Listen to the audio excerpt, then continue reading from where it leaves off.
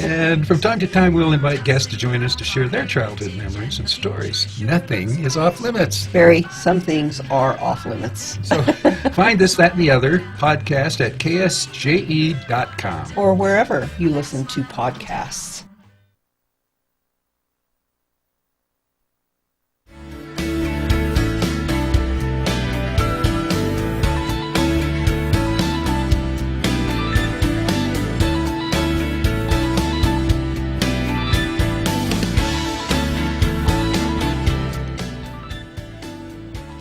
Minutes past 8 o'clock. It is Wednesday morning, the 12th day of August, 2026. Good morning, everybody. I'm Scott Micklin. Thanks for tuning in to KSJE. We're at 90.9 FM right here in San Juan County, New Mexico. In Durango, Colorado, you can listen to us at 103.3 FM. And if you're listening to my voice anywhere else on the planet, you've gone to our website to tune in.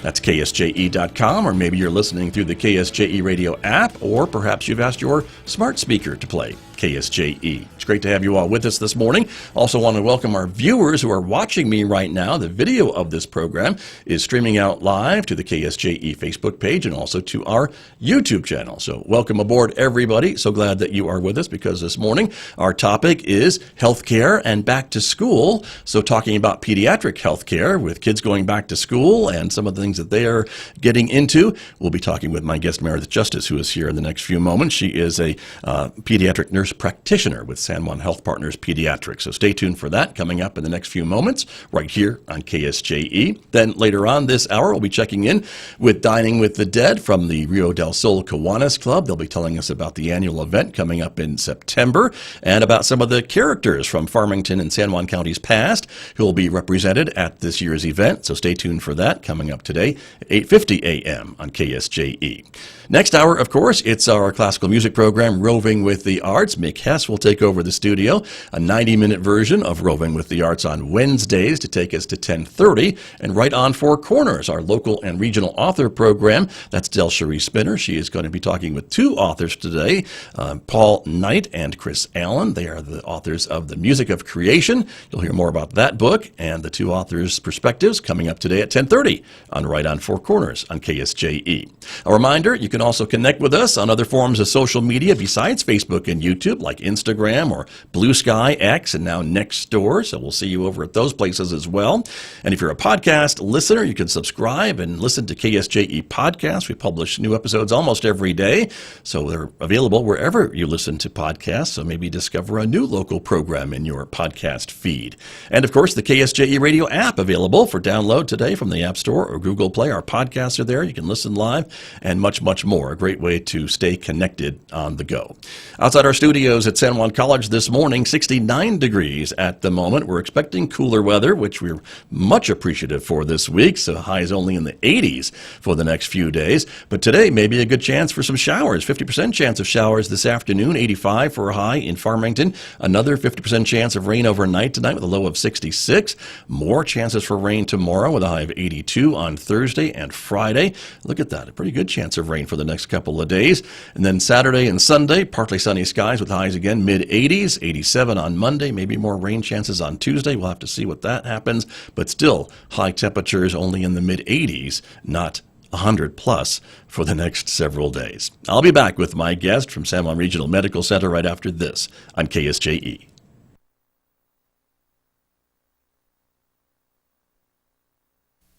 In a medical emergency, stroke, heart attack, trauma, every minute matters. The decisions made in those first moments can change everything. San Juan Regional Medical Center offers advanced, comprehensive, definitive care. Available 24 hours a day for everyone in our community. When minutes matter, San Juan Regional Medical Center is here. Find out more at sanjuanregional.com.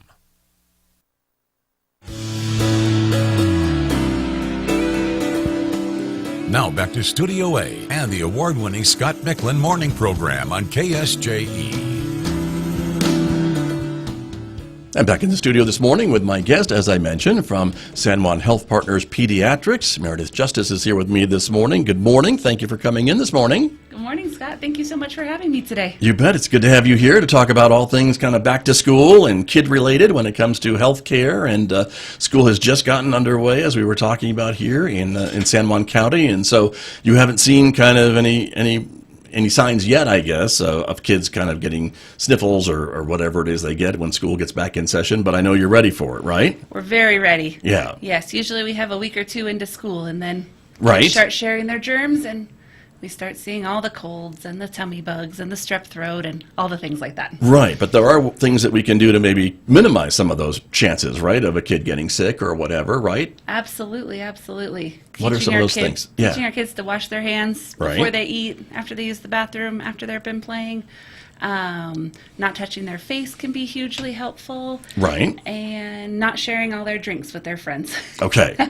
But they want to. They maybe want to be that friend, but Yeah. they shouldn't. They don't need to be. Yeah, they should all have their own separate drinks. Right, So, yeah. sharing's a great thing, just not our germs. There you go. That makes perfect sense. But it's just part of being a kid, I guess, too, right? The kids are going to get sick. They You absolutely can try to are. protect them as much as you want, but they're still going to probably get sniffles or stomach something or what have you. It's just the nature of, I think, being a kid. Absolutely. Right. And we are here if any parents are concerned, need us to take a look at their kids and help them get better quickly so they can get back to all the playing and school and all the fun things they like to do. Right, of course, of Yes. course. And for kids these days, I mean, again, we hear a lot about weight and activity and levels and things like that. I mean, is that something still to be concerned about, to make sure kids are getting away from a screen and getting outside, touching some grass, running around in some grass, getting grass stains, all those different things of being a kid? Absolutely. I think the most important thing is getting the kids outside, letting them play, getting all their energy out, and giving them healthy foods to eat, getting breakfast in them in the morning before they go to school, and eating a good lunch and lots of protein so they can stay full for longer. Getting those kids outside, Right. away from those screens. Yeah, exactly. Can help mental health and physical health. Sure.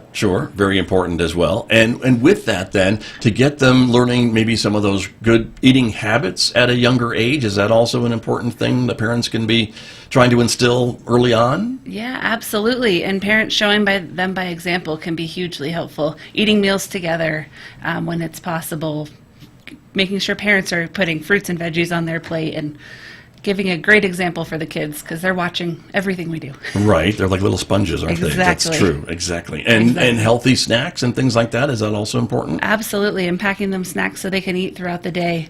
Healthy options. I know schools offer great healthy choices for them, and encouraging them to give to oh man, lost my train of thought. That's okay. Encouraging them to eat Yeah. a wide variety of foods and Right. getting snacks after school for all the athletes. That's Keeping important. them fueled, and of course water. Exactly. It's hot. No kidding. So Even much though it's a water. little cooler, but Yes. it's still hot. Yeah. You're right about So that. much water. Very true. And so all those things are important, even at a young age, right? Even for the youngest of the kids that are going back to kindergartner and first Oh, grade, yes. all that thing. Even the preschoolers. Right? Got it. Yes. And so with your work that you do, then you see kids of all ages, right? I mean, that's your practice. That's what you are seeing. And so as they're coming in these last few weeks, then it's been a lot of back to school, like physicals and things like that for the kids for the most part, I guess. Absolutely, yes. Lots of sports physicals, making sure their hearts are healthy, ready to play sports, getting all the kids that have chronic medical problems, get their inhalers ready and their medications ready, and get all the paperwork they need for school, making sure they're up to date on all their vaccines, keep them protected from those illnesses. So Right. It's been a lot of prevention right now. Good. Yeah, which is very important. Preparing, yeah. Exactly. And of course, we've had, we talked about the hot weather before we came on the air this morning too. Some of the wildfire smoke in the air and things like that. Is that causing issues for kids, or can it cause issues for kids? Things like the hot weather and air quality? Absolutely. Absolutely. So we're seeing lots of runny noses and coughs and wheezing and things like that. So if your kids are struggling, we're happy to see them. We're here. Right. We can help. Right. Absolutely. What are some of the things that could be done, like for air quality and things like that? Is that like Yeah. more of an inhaler kind of a thing, or just checking their lungs and things like that? Yeah, for some kids. And then running a humidifier can help when they're sleeping at night, or doing some saline spray in their nose just to kind of rinse out all the stuff they've been breathing all day can kind of help reset things before the morning. Right. That sounds like good advice for adults too, maybe a little bit. For everybody. Right. Very true. And you talked about sleeping, and that's another thing I wanted to ask you about, because that's really important for kids to get enough sleep, good sleep, those types of things too, so they can wake up ready to go, ready to learn at school the next day and things like that. Is that, when I was a kid, it seemed like I never had a problem sleeping and falling asleep, but what makes for a good night's sleep for a young person? I think starting the healthy habits when the kids are little, toddlers into preschool, having a good bedtime routine every night, making sure they're off all the screens an hour before they want to go to sleep, charging phones and devices not next to their bed can be hugely helpful. That hour before bedtime, is that really important to get off the screens? Why is that? The phones emit a blue light that tells our body we need to stay awake. It's not time to go to sleep yet, and interferes with that normal sleep-wake cycle. Gotcha. So adding more, getting off of those an hour before bed can be hugely helpful. Got it.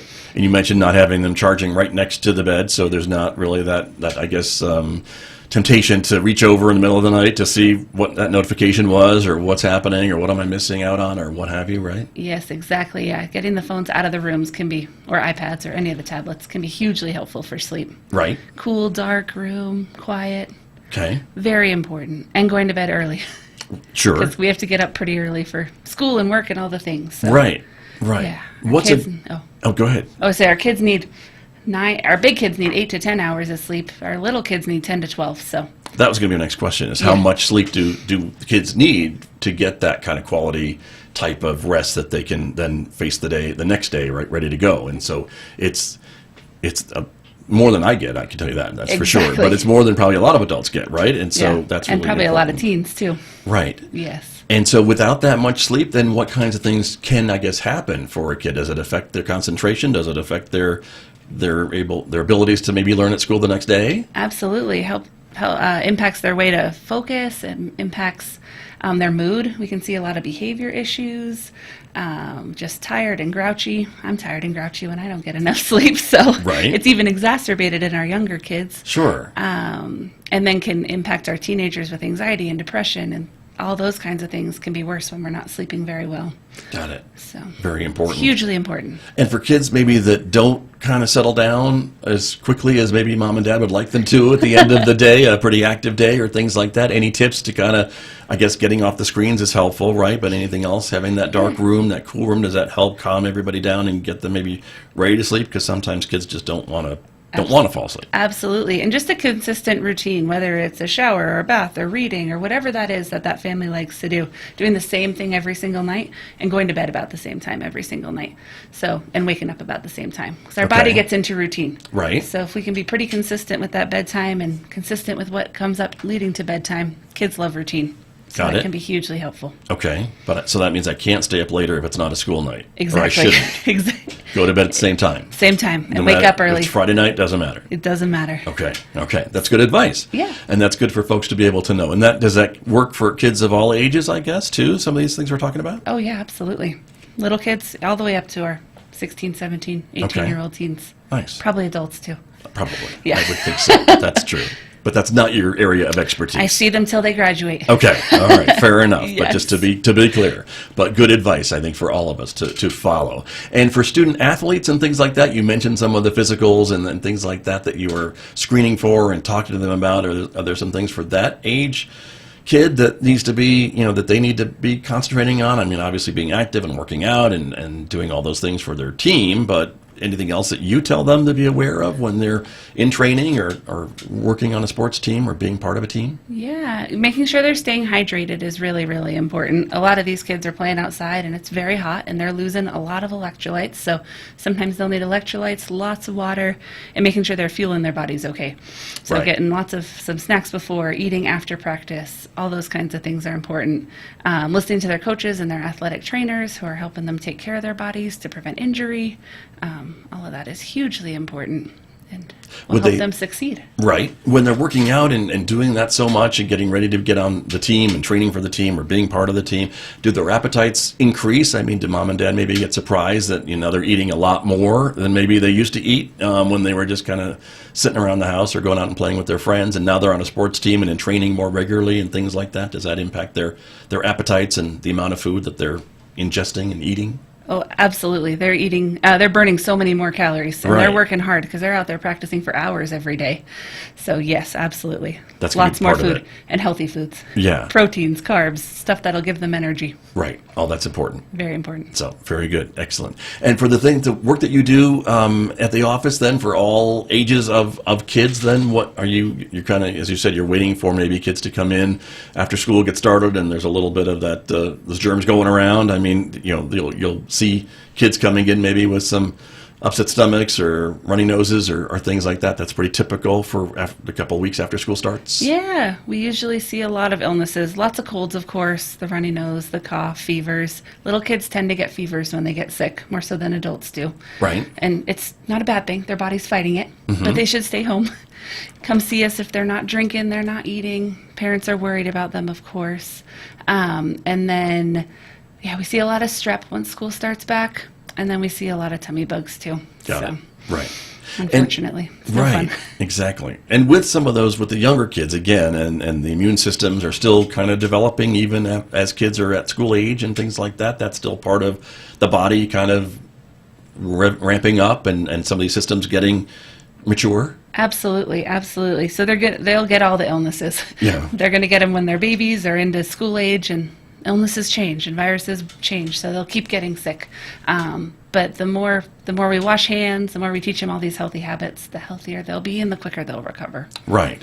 But when we get sick, doesn't that help our immune system to be able to identify that what this is and try to fight it a little bit too? And so that's a good thing to get sick once in a while and to boost up those immunities and things like that? Yeah, absolutely. And our bodies are, once we've seen one illness, the next time we get it, it probably won't be nearly as severe. Right. So our body will be ready to fight it. Yeah. Which is kind of how vaccines work. We get our bodies primed, ready to fight if we come into these contact with some of these diseases. So Sure. keep these kids nice and safe. Exactly. And I want to ask you more about vaccines too, because there Yeah. is certain vaccines, right, that kids get and should get to go to school, to get ready to go to school, and while they're in school and things along that line. So that's still an important part of childhood to get those vaccines, because we've seen some of these childhood diseases that have kind of come back up in certain areas. I'm thinking measles and things like that. And so Absolutely. there are ways to avoid that for your kids. The measles vaccine can protect, I think, 97% of kids Right. After their first dose of the measles vaccine. And measles is crazy contagious.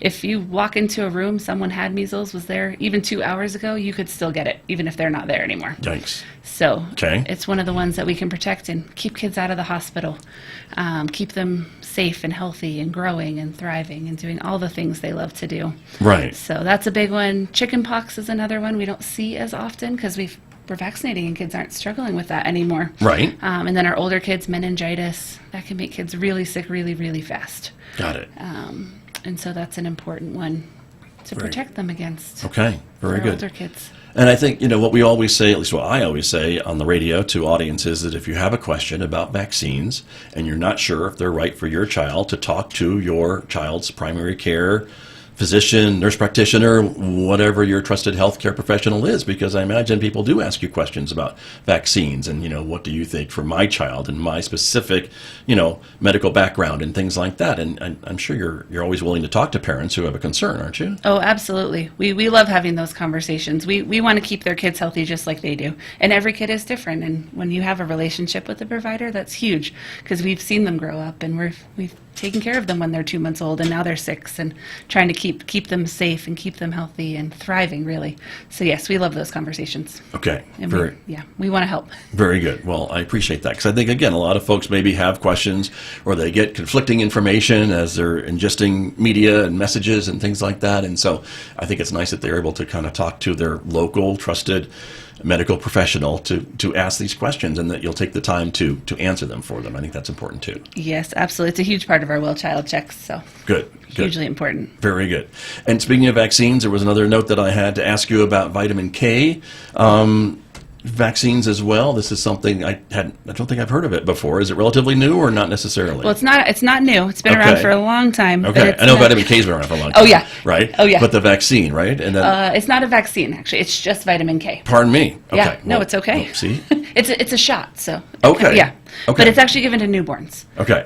because they don't make enough vitamin K right after they're born. Mm-hmm. And so a lot of babies that don't have enough vitamin K will get bleeding intracranial bleeding, so brain bleeds, GI bleeds, and their body's not ready to clot, so they won't stop bleeding. And so it can cause really severe lifelong damage to children and Sure. adults. Okay. So giving that after birth can be hugely helpful. Okay. Really for the first 6 months of life, keeping them safe. Interesting. And that's what vitamin K does, I guess, in all of us, right? Is help with clotting and things like that? Is that the idea? Yes, sir. That's exactly right. And so giving that to new babies is preventing death and lifelong injury. Got it. And developmental delays and all sorts of things like that. So. Okay, good to know. And so, but eventually, we are getting enough naturally, I guess. So that's why we don't need to keep getting this. Exactly, just for those This little extra babies. dose, I guess, yes, right? It's up. The risk is up to 6 months. So those really young babies. Got you. Interesting. And so this is something, again, is this a new recommendation or has this been around for a while to give this out to newborns? This has been vitamin K? around for decades. Okay. Decades and decades. So it's it's not new at all. Okay. It's been around forever. Got it. Yeah. But you are recommending it, and of course, parents always have the final say, I suppose, and that's the reason why we're talking about it. Of course, So they can be aware of what's going on. Yes. And why you'd recommend it. Absolutely. And talking to the pediatrician in the hospital after their baby's born, or talking to us in the office at their follow-ups, we're always here to answer questions and explain the risk. Sure. So. Very true. Well, Yes. it's a lot of important work that you do and your colleagues at San Juan Health Partners Pediatrics, and this is, of course, a busy time of year Absolutely. as school is getting started, and I know you're kind of waiting and girding for the throng of folks who might come in after they kind of interact with each other for a few weeks as school gets underway, and so it'll be a busy time for you and your colleagues, I think, huh? Absolutely. Absolutely. It's a lot of fun, though. Yeah, I bet it is too. It's a fun right? time of year. Very true. And looking ahead, I guess, we always talk about flu and things like that. We'll be talking about flu and flu season, and before you know it, unfortunately. And so this is another, I think last year was fairly decent when it comes to flu season. That's my recollection, but not too bad. Anything you're hearing about this year yet? I haven't heard much yet. So Okay. we usually get flu vaccines in October, so to help protect us through the whole winter time.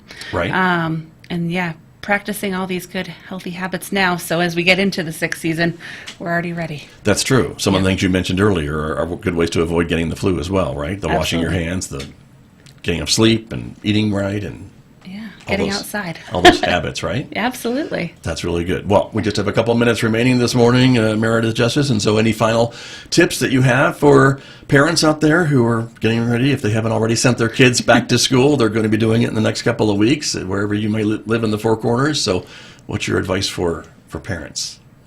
Make it fun. Have fun with school. I feel like school is a fun time of year. And then those teenagers, mental health is a big thing that we're seeing a lot of. And so if you're worried about your kid, we're happy to come see them. If they're not doing things they like to do, they're not sleeping like they were, they're not eating like they were, things are changing. They have different friend groups. All these things are changing, and you're concerned. We're always happy to see them and help, and we're here. Okay. That's good advice, I think, too. And I guess, maybe some could be just being a teenager, Absolutely. Yes. but others could be something more concerning. And I guess that's what folks need to be aware of, right? Yeah, and parents know their kids so well. So Right. they'll know if this is just, a teenage thing, or where this isn't quite normal anymore. So Yeah. absolutely. Good advice. Very good advice. Thank you so much for coming in this morning and sharing all your knowledge with us. I really appreciate it. Thank you so much for having us. I really appreciate it. You're very welcome. Good to see you. That is my guest, Meredith Justice from San Juan Health Partners Pediatrics, my guest this morning right here on KSJE.